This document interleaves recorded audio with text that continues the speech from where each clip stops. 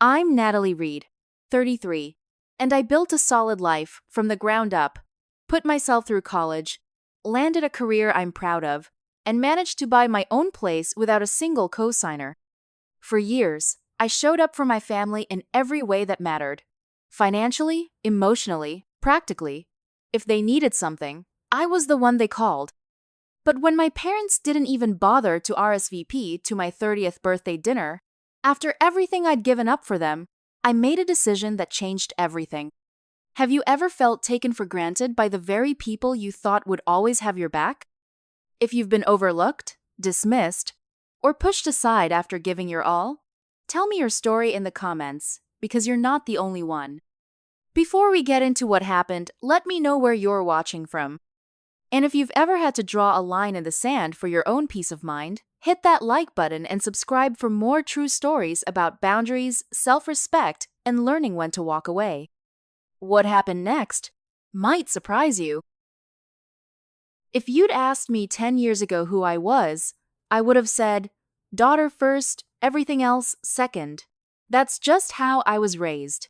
Family came before friends, school, even personal needs. I internalized that early. My parents weren't the affectionate kind, no long hugs, no mushy pep talks, but they were present in a practical, structured way. Bills got paid. Lunches were packed. Doctor appointments were scheduled like clockwork. They didn't tell us they loved us, but they made sure the car had oil and the fridge had food. That counted for something. And for a long time, I thought that was enough. I was the oldest of three. The built-in helper. The in-house babysitter.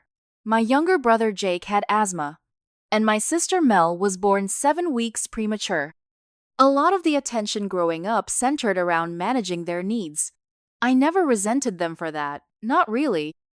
I just quietly adapted, kept my grades up, handled chores without being asked, made sure no one ever had to worry about me. If I had a cold, I didn't mention it. If I had a bad day at school, I figured it out on my own. The rule was, don't add weight. By high school, I was balancing AP classes with a part-time job at a bookstore. I paid for my own school supplies, chipped in on groceries when I could, and skipped senior prom because we couldn't afford the dress and the ticket. I told my friends I just wasn't interested in that kind of thing. They believed me, or they pretended to. It didn't really matter either way. College was the first time I was technically allowed to make a decision for myself. I got into a few schools out of state, but my mom sat me down the night before decision day. Jake had just started high school, and Mel was in the middle of speech therapy. Mom looked tired. You know we can't handle all this without you, right? She said. Not angry. Not manipulative. Just matter of fact. I chose the university 15 minutes from home, lived in a basement apartment and commuted. It was supposed to be temporary. Help out a few more years, then start living for myself. But you know how that goes. Life stacks on itself. Jake got suspended for fighting his sophomore year. Mel needed braces, and Dad's hours at the warehouse were cut. Suddenly, I was working 2 jobs and cooking most dinners. Then came the foreclosure scare. I found out about it after overhearing a phone call between my dad and the bank. I stepped in without being asked, called the mortgage company, negotiated a temporary forbearance, and funneled most of my savings into 6 months of payments to keep the house afloat. They didn't thank me exactly, but Mom did leave a post-it on my coffee maker one morning that said, "We'll get through this." That was about as close as we got to gratitude in our family. And even after all that, after the support, the sacrifices, the missed milestones, I still believed that when it mattered, they'd show up for me. Their birthdays always mattered to me, even if mine didn't to them. I kept it simple. Homemade dinners, modest gifts, photo albums I stayed up late designing. For Dad's 60th, I surprised him with a restored photo of his first truck, framed. He barely looked up from his phone, said, "That's the old Chevy, huh?" and went back to scrolling. For Mom's 55th, I hosted a brunch with her favorite lemon ricotta pancakes and even made the coffee extra strong the way she liked it. She spent most of it complaining about how Jake never visits. Still, I never forgot. I was the one remembering. That felt important. Turning 30 hit me harder than I expected. I wasn't sad about the number. It was more about what it represented. 3 decades of putting everyone else first, and very little to show for it. I didn't have a partner. I didn't own a home. I'd been in the same mid-level admin job for 4 years. Stability, sure, but no real forward movement. I was proud of my independence, but I also felt worn out. Like I'd been pushing a stalled car uphill while the people inside the car stared at their phones. So when my birthday was coming up, I decided I wanted to do something. Not a big party. I wasn't expecting balloons or champagne toasts. Just dinner. One table. Me, my parents, my siblings. A small restaurant I knew they all liked. I sent out the invitation via email because I wanted a record of it, and followed up with a group text a few days later. Date, time, location. Just a quiet dinner to mark the day, I wrote. Would love to see you there. No one responded that first week. I told myself they were just busy. I followed up with a second message, this time directly to my parents. Just checking in. Were you able to see the invite I sent? Would love to make a reservation soon. The read receipts glared back at me. No reply. 2 weeks passed. I called my mom. She answered on the second ring, breathless, like she'd been running around. Sorry, Han. Now's not a good time. Your dad's car won't start and Mel's having a meltdown about something. Can I call you later? She didn't call. The next week, I bumped into Jake in the grocery store. He had a 6-pack of beer and a frozen pizza in his cart. I asked casually if he was planning to come to the dinner. He blinked. Oh, I think I saw something about that. I've got stuff going on though, not sure yet. It was like I was inviting them to a seminar on tax law, not my 30th birthday. No excitement, no acknowledgement, no effort. The week before the dinner, I sent a final reminder. Hey all, just confirming our reservation for Saturday at 6. Let me know if plans have changed. Nothing. Not a word. Saturday came. I showed up anyway. The restaurant had a quiet back room where I'd reserved a 6-person table. I got there 10 minutes early and asked the hostess if she could hold off on seating anyone else in that section, just for a bit. She nodded. Sympathetic. I waited 45 minutes. The waiter checked in twice. I kept pretending to text someone, like I was coordinating their arrival. Eventually, I gave up and ordered a drink. Then dinner, then dessert. The waiter brought the check over gently, without asking if I wanted to wait for anyone else. As I walked back to my car, I checked my phone one last time. Nothing. No text, no missed call, no apology, not even a lie. And I remember sitting in my car, holding the steering wheel with both hands, and thinking, not for the first time, but maybe with more clarity than ever, this is what they think I'm worth. It didn't matter that I'd paid their bills, covered their emergencies, given them every benefit of the doubt. They couldn't be bothered to show up. And I didn't know it then, but that silence, that empty seat at the table, was going to echo when their world started crumbling. Because when the eviction notice came, I realized something very simple. They hadn't RSVP'd to my life. So when the tables turned, I didn't feel obligated to RSVP to theirs. It wasn't the first time, and that's probably what hurt the most. It wasn't a fluke or an oversight or a calendar mix-up. It was a pattern. My graduation? They said there was a plumbing emergency. Something about the water heater flooding the laundry room. I wore my cap and gown anyway, took pictures with my roommates, and sat through the ceremony wondering if I'd hear their voices when my name was called. I didn't. At Thanksgiving a few years back, they left halfway through the meal, said the dog had diarrhea. I remember standing in the kitchen scraping mashed potatoes into a container while the pie cooled untouched on the counter. No one even cut into it. Mel had already left with her boyfriend. Jake was nursing a hangover and barely spoke 2 words. My parents packed up a plate for the dog. It had started to shift long before my birthday. The phone calls became shorter, then less frequent. Eventually, they were just texts. And even those were mostly requests. Can you send 150? The furnace needs a new igniter. Can you drive Jake to court tomorrow? His license is suspended and he has a hearing. Can you swing by and drop off Mel's insurance paperwork? She forgot it again. They didn't ask how I was doing, if I was sleeping, eating, seeing anyone. My life, if they acknowledged it at all, was a sidebar to their problems.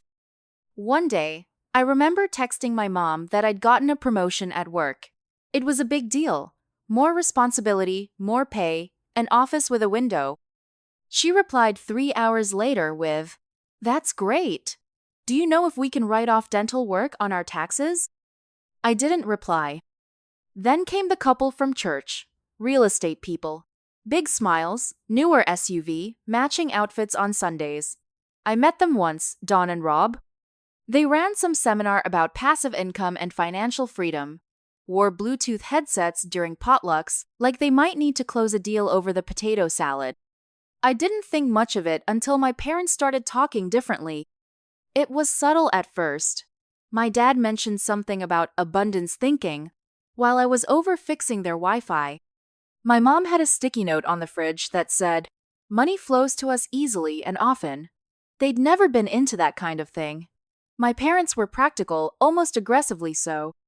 We weren't a family that talked about vision boards or energy alignment, but suddenly, they were using words like manifest and frequency and scarcity mindset. One night at dinner, they casually mentioned Dawn and Rob's latest project, a house-flipping venture designed to create wealth without burnout.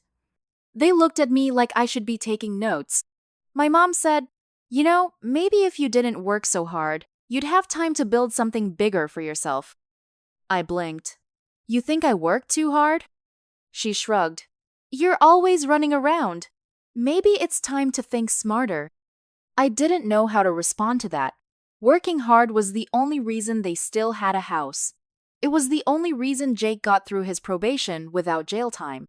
The only reason Mel had finished her dental assistant program when she couldn't afford the registration fees. But now that they found this new vocabulary for wealth and independence, I didn't fit the image anymore. I was the mule. Reliable, sure, but not glamorous. Not worth showcasing. They started referring to me in a weirdly detached way. Not our Natalie or our daughter, the one who helped us out when Dad's hours got cut. Just Natalie, the one who's always working, as if I were some cautionary tale about hustle culture. At a family barbecue that summer, I overheard my dad talking to Dawn while flipping burgers. "Yeah, Natalie's doing okay. Always buried in spreadsheets or meetings. She's got that little condo near downtown. Nothing fancy." That little condo was the result of years of scraping together money while paying off their utility bills and covering Jake's court fees. It wasn't a palace, but it was mine. I'd saved every bonus check, skipped vacations, fixed the plumbing myself when the sink backed up. But to them, it was nothing fancy. Just another checkbox on the list of things they didn't think were worth celebrating. I remember standing in the kitchen afterward, stacking paper plates, when Dawn came in to grab more napkins. "You should talk to your parents about investing," she said with a bright smile. "We're teaching a weekend course on financial flow. You've got a solid job, right?" "Yeah," I said, keeping my tone even. "And I'm also still paying off their property taxes from last year." Her smile faltered a little. "Well, still, you never know what could open up if you stop limiting your own mindset." I didn't say what I was thinking, that the only thing I'd limited was my own life, so they wouldn't have to limit theirs. Things escalated after that. They stopped inviting me to certain events, said it was just a young couples thing or a small group gathering. I wasn't offended by the exclusion itself.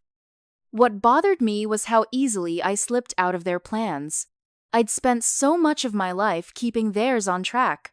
The doctor's appointments, the overdue notices, the crisis texts at midnight. I thought it meant something, that kind of loyalty.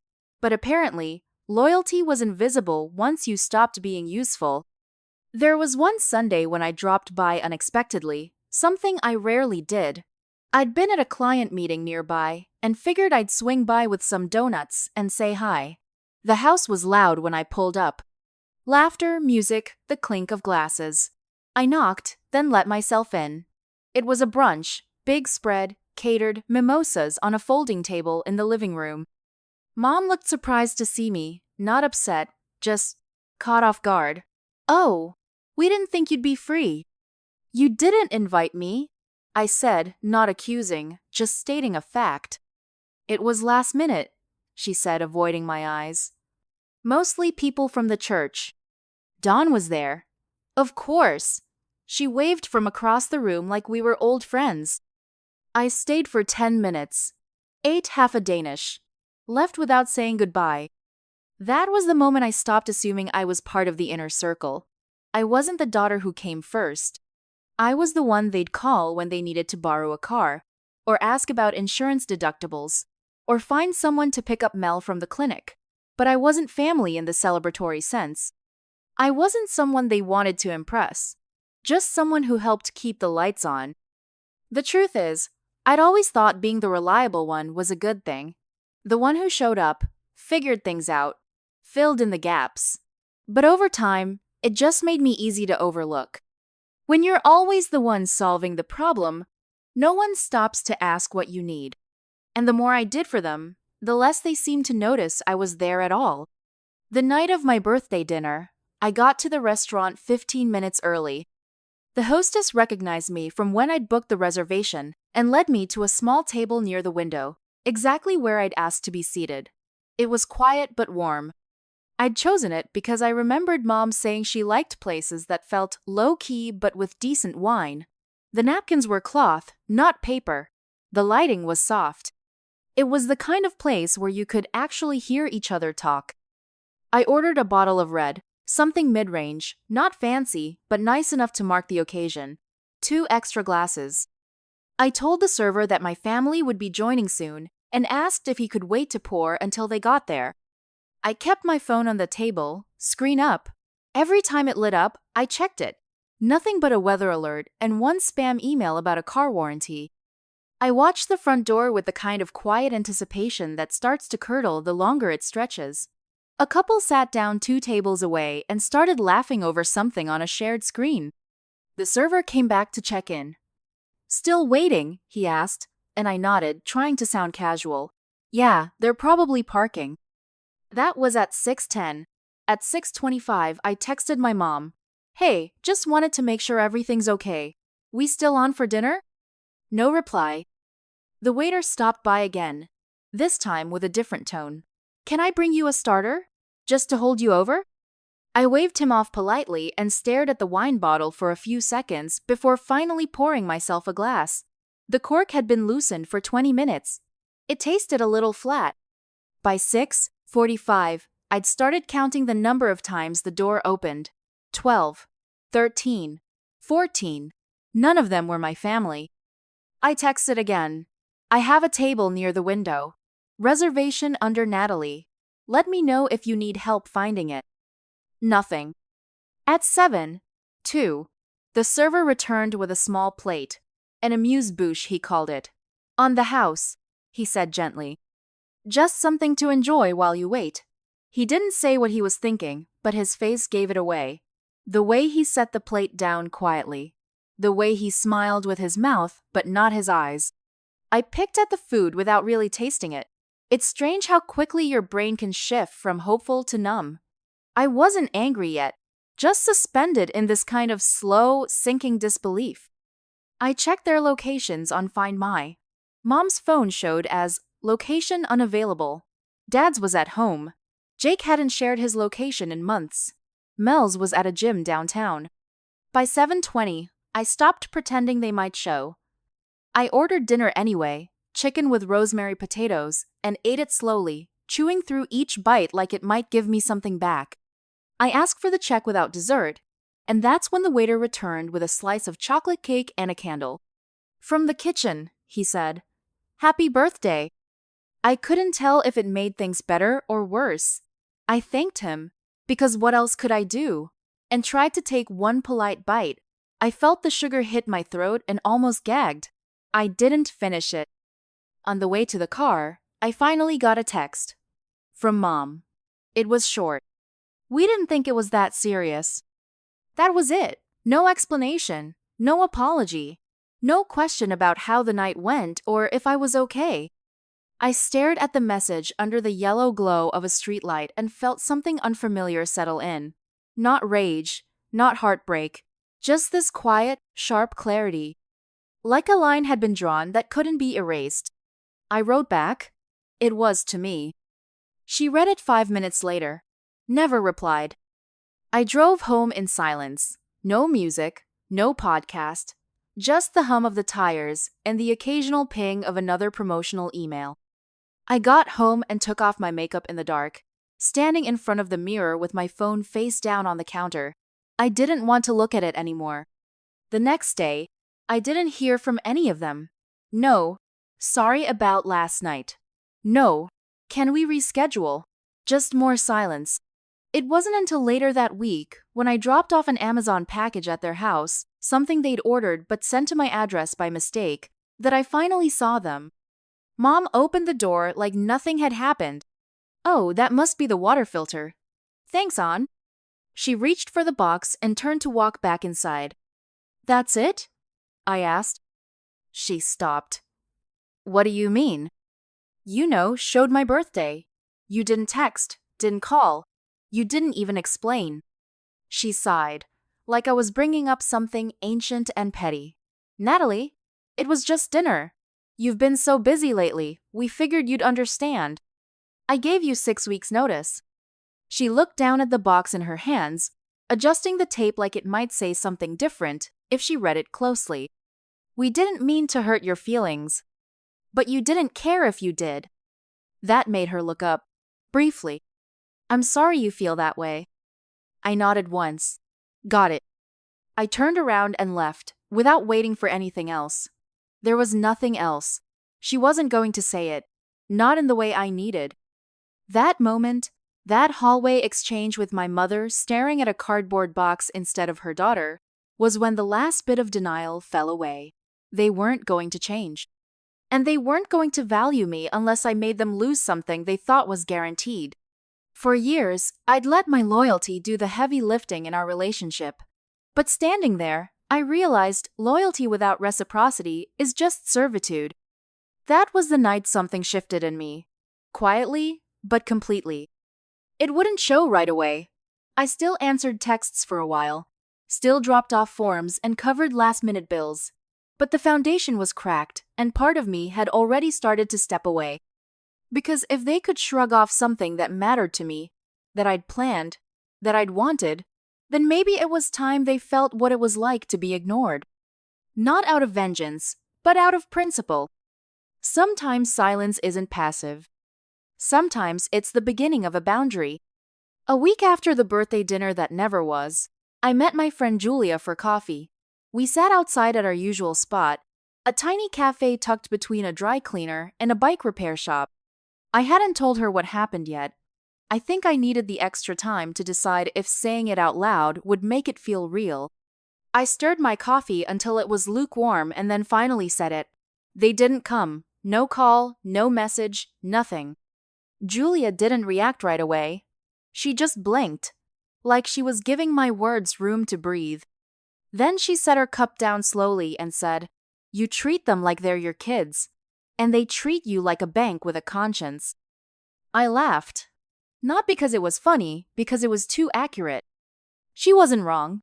Every time they needed something, I showed up, fixed their printer, drove across town to handle paperwork they could have figured out on their own, wrote checks when they were behind on taxes, again, found Mom a dentist who accepted her insurance, paid Jake's overdue car registration so he wouldn't lose his job at the delivery service.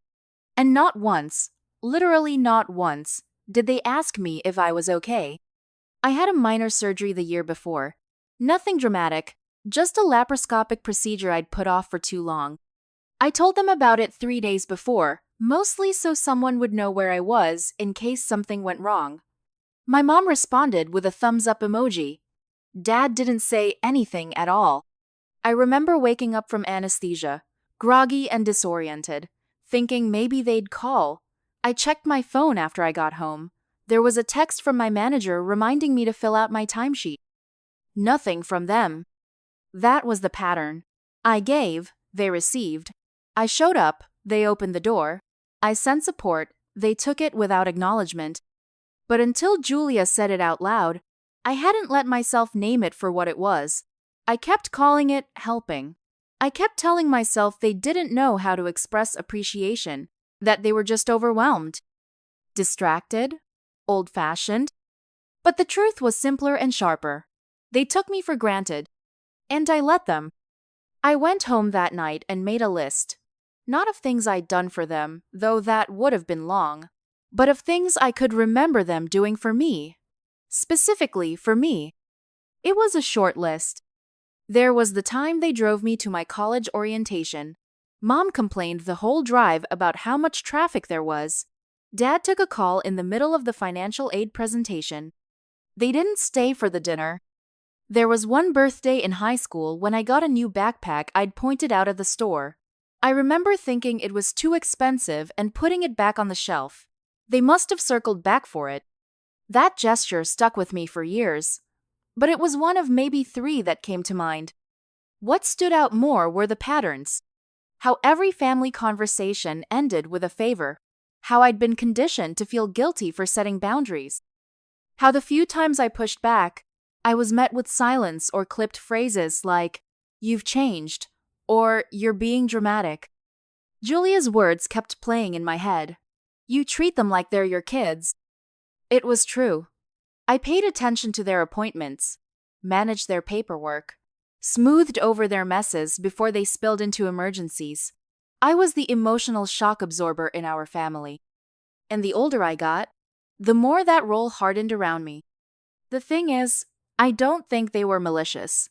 That might have been easier to process. I think they just expected me to keep being what I'd always been.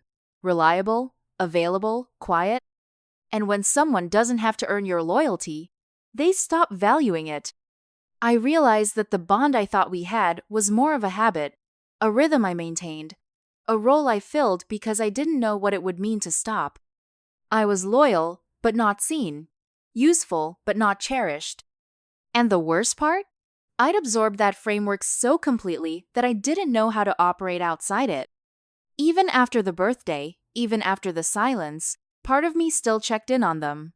I still forwarded an email about a rebate on their car insurance, still sent a reminder about Mel's dental follow-up, still caught myself glancing at the sale flyers thinking about what they might need.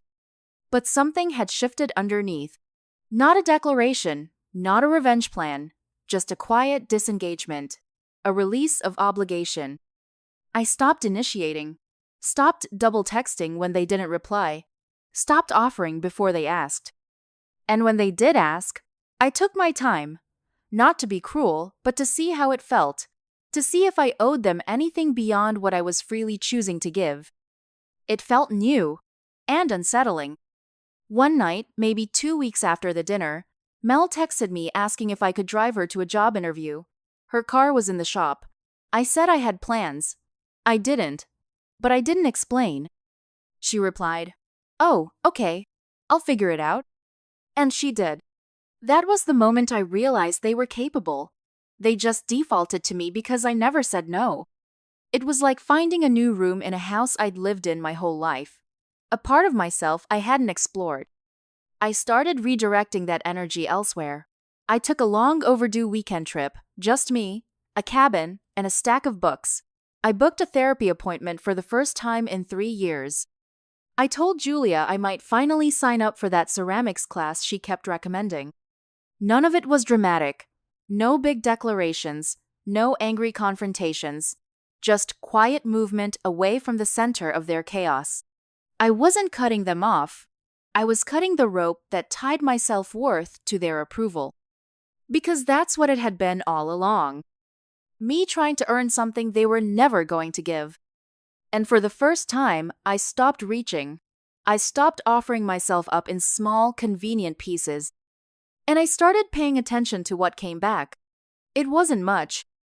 But that too was information. It was about a month after the birthday dinner when the phone rang. I recognized the number right away, my parents' landline. They rarely called from it anymore. Most things came through on Mom's cell, or not at all. Something about seeing that number lit up on my screen made me pause before answering. I picked up on the fourth ring. "Natalie," my mom said, her voice tight. "We need to talk to you, now." I could hear my dad in the background, pacing, muttering something about letters and deadlines. I stayed quiet and waited. "We're about to lose the house," she said. No small talk, no preamble. I sat back and stared at the wall. "What happened?" "We missed some payments," she said. "They've been threatening foreclosure for months, but we thought we had more time. Then this morning we got a notice. It's official.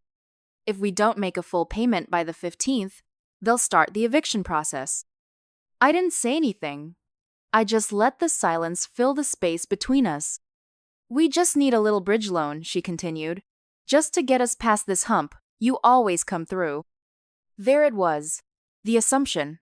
Not even an ask, really. Just a statement baked in history. I always come through.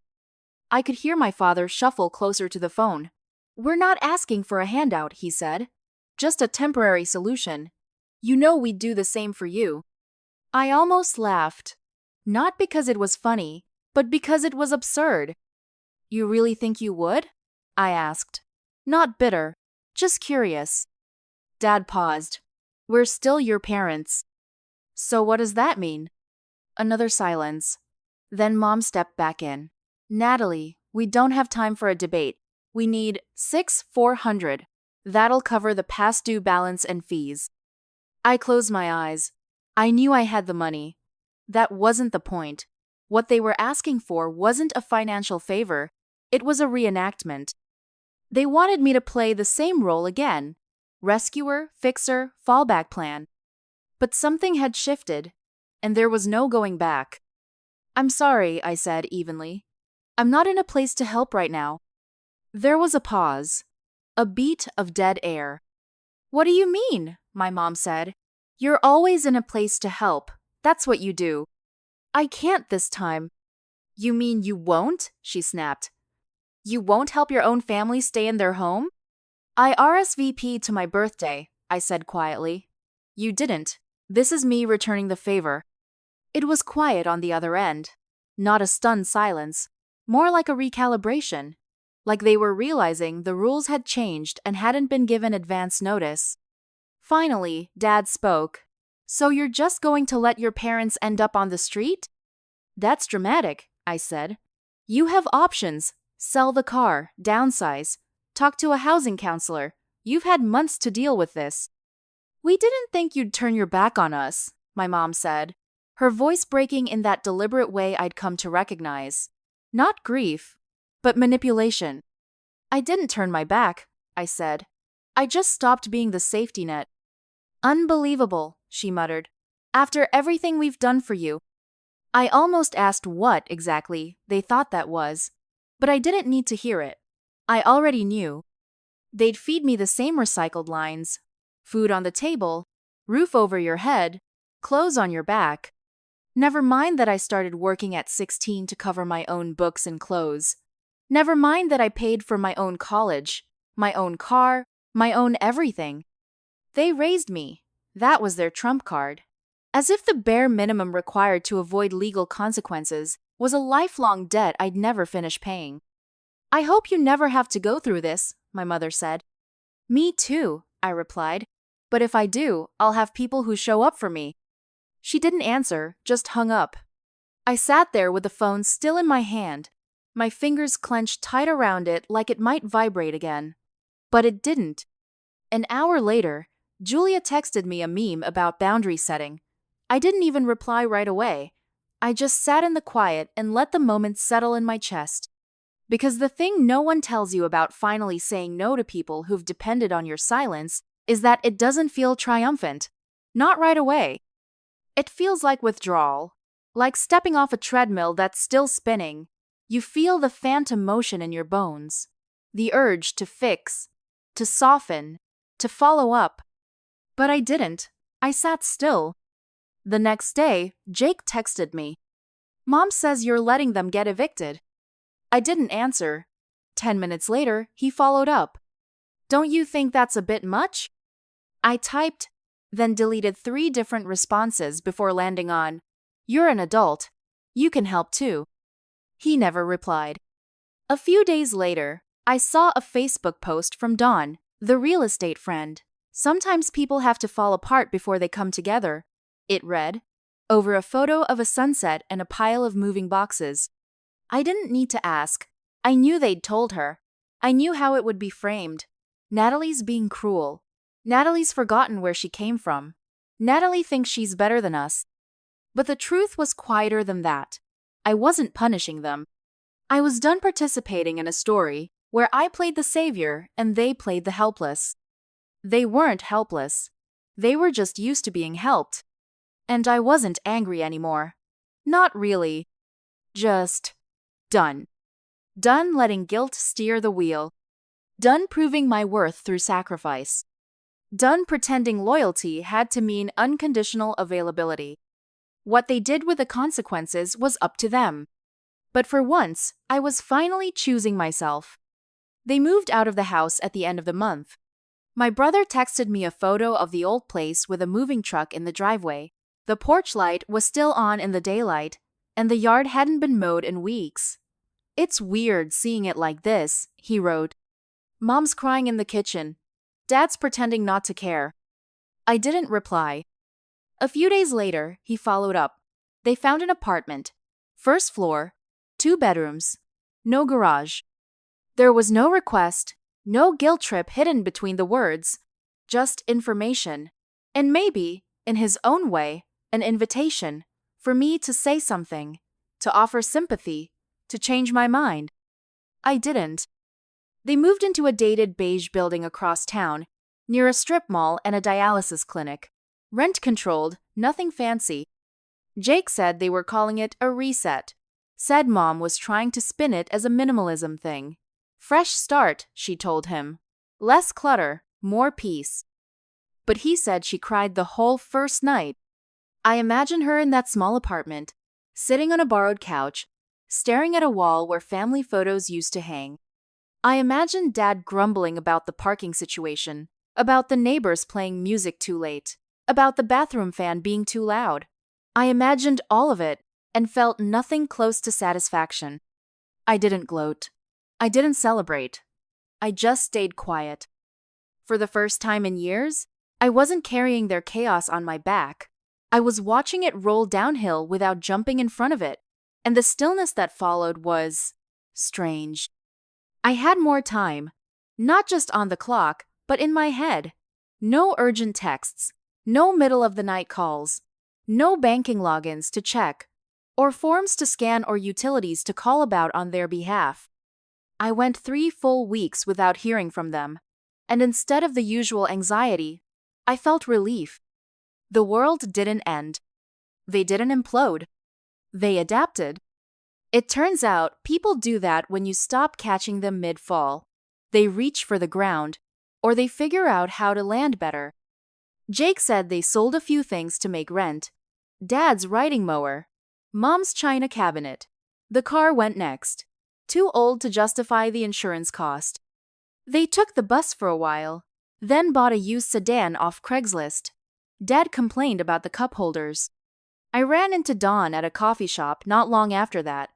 She was in workout clothes, ordering some kind of green tea smoothie. She spotted me before I could pivot away. "Oh, hey," she said brightly, like we were good friends. "How's everything?" "Fine," I said. I didn't elaborate. "I've been checking in on your folks," she added. "They've been through a lot, tough season." I nodded once. "Yeah. They didn't really see it coming, you know." "They should have," I said. Her smile faltered. "I think they're trying, though. Learning to adjust. It's hard losing that kind of stability." I looked at her and thought about every time I'd emptied my bank account for people who treated my milestones like optional side quests. Every time I'd made sure they were comfortable while I quietly went without. Then I said, "I think they'll be okay." And I meant it. Not because I believed they were evolving or becoming better people, but because I knew now that their survival didn't require my sacrifice. That was the lie I'd been sold. that without me, the family would fall apart. But they didn't fall. They just landed in a different place. A few weeks later, I got a call from Mel. It had been a while. She said she was stopping by the new apartment with groceries. Mom was on a budget now, and Dad had started couponing. He's becoming one of those guys who argues about expired deals at the register, she joked, then went quiet. After a pause, she said, "It's kind of humbling over there. They don't talk about it, but it's obvious." I waited. "They don't mention you," she added. "Not directly, but when I'm there, it's like there's this tension hanging in the room." I didn't ask for details. I didn't need them. Mel hesitated, then said, "Do you think you'll ever come by? Just to see the place?" "I don't think so," I said. "Not right now." "Okay," she said. "Just thought I'd ask." After we hung up, I thought about what it would look like. Me, walking into their downsized life, sitting on their secondhand sofa, pretending things were normal. I couldn't do it. Not yet. Not because I was angry. I wasn't. The anger had burned off like fog. What was left was clarity, and the understanding that proximity wasn't the same as closeness. They could be 20 minutes away or 2,000 miles. If the respect wasn't there, the distance didn't matter. In that time, my own life began to quietly stretch. I got a raise at work, took a trip with Julia to the coast, started sleeping better. I even tried a new recipe every Sunday, something I hadn't made time for in years. I hosted a dinner, just a few friends, real candles, mismatched dishes, background music playing from my phone. At the end of the night, someone said, "You seem lighter lately." I just smiled and cleared the plates. Because the truth is, when you stop absorbing someone else's mess, you start to notice your own needs again. You reclaim the space they took up. And in that space, something else grows. Peace, autonomy, self-respect. I wasn't watching them suffer. I was watching them cope. And I wasn't intervening, not out of spite, but because I had nothing left to prove. They were learning how to survive without my help. And I was learning how to live without their approval. It was early November when the card arrived. No warning, no return address. Just my name written in familiar handwriting on the envelope. I stood in my kitchen, holding it like it might collapse into dust if I opened it wrong. It wasn't my birthday anymore. That had passed months ago. Quietly, no big plans. I'd taken the day off work, gone on a long walk, made dinner at home. A few texts came in from friends, a couple of emails, but nothing from them. Not on the day, not that week, nothing. So when I saw the envelope, I assumed it was junk mail or some kind of delayed marketing fluke. But then I saw her handwriting, small, slightly slanted, like she always wrote with the wrong kind of pen. I opened it slowly, bracing myself for what I didn't want to feel. Inside was a simple card. No glitter, no joke. Just a small floral design in the corner, and the words "Thinking of You" printed in pale blue. There was no check, no folded note asking for anything. Just her writing filling half the inside. "We missed a lot of your life," she wrote. "We're sorry for that." That was it. Not signed with "Love, Mom." Not "From all of us." Just "Mom." I stood there with the card in my hand, staring at the words like they might rearrange themselves into something more familiar. I didn't cry. I didn't feel vindicated. I felt tired. Because I knew what that card wasn't. It wasn't a promise to do better. It wasn't an admission of specific mistakes. It wasn't the kind of apology that changed how anything felt. But it was something. It wasn't a request. And that was new. I didn't write back. But I didn't throw it out either. I left it on the corner of my desk for a few weeks, eventually moving it to the drawer where I keep odd little things. Travel receipts, warranty cards, birthday notes from coworkers I don't talk to anymore. When December rolled around, I ordered a batch of holiday gift baskets like I always do for clients. Small ones, tea, honey, shortbread cookies, a candle. One size fits all, designed to say "I'm thinking of you" without inviting a long conversation. I sent one to their address. No note, no message. Just the standard card inside that read, "Warm wishes for a peaceful season." It wasn't forgiveness. It was a placeholder. Boundaries are funny like that. From the outside, they can look like distance or coldness. But from the inside, they feel like oxygen. I didn't hear anything after the basket arrived. No thank you text, no call. But a few days after Christmas, Jake sent me a photo of the kitchen table in their apartment. The basket was sitting there, opened. The candle was lit. "Mom said you sent this," he wrote. "She liked the tea." I wrote back, glad to hear it. That was it. That was the whole conversation. But for some reason, it didn't feel empty. In January, Mel reached out. She said she'd gotten a new job at a dental clinic in a better neighborhood. She was trying to save up for a car that wasn't held together with duct tape. She sounded hopeful. "I think they're still figuring things out," she said. "But it's quieter over there now, less drama." I didn't ask for details. I didn't need to know if my name came up, or if the silence between us was still being interpreted as cruelty. Because I'd stopped trying to manage their perception of me. I didn't owe them an explanation for every choice I made. I didn't owe them constant access. What I owed, if anything, was a version of myself that didn't disappear in the process of supporting other people. And maybe they were starting to get that. Maybe. In February, I ran into my dad at the grocery store. He looked older. Not dramatically so, but in the way people do when they've had to downsize their life and their ego at the same time. He was holding a loaf of bread and a carton of eggs. When he saw me, he didn't flinch, just nodded once. We didn't hug. We didn't launch into anything heavy. He said, "How's work?" I said, "Busy, but good." We stood there for a few seconds, not quite knowing what to say next. Then he said, "Your mother liked the basket." "I figured she might," I said. That was it. He nodded again, stepped around me, and moved on. I told Julia about it later. She asked how I felt. I said, neutral, which, honestly, is an improvement. There's this idea that healing has to be loud. Big talks. Emotional breakthroughs. Tears over coffee. But sometimes healing is quieter than that. Sometimes it's a card in the mail and a gift basket with no return address.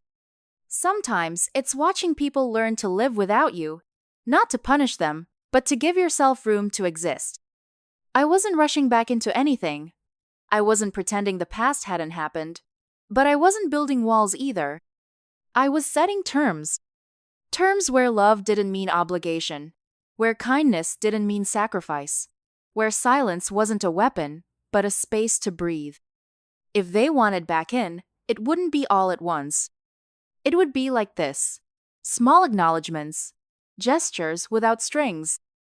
I didn't need grand apologies. I needed consistency. And for the first time, I was okay with not knowing if I'd get it. Because whether they changed or not, I had. It's been 2 years. I don't replay the dinner anymore.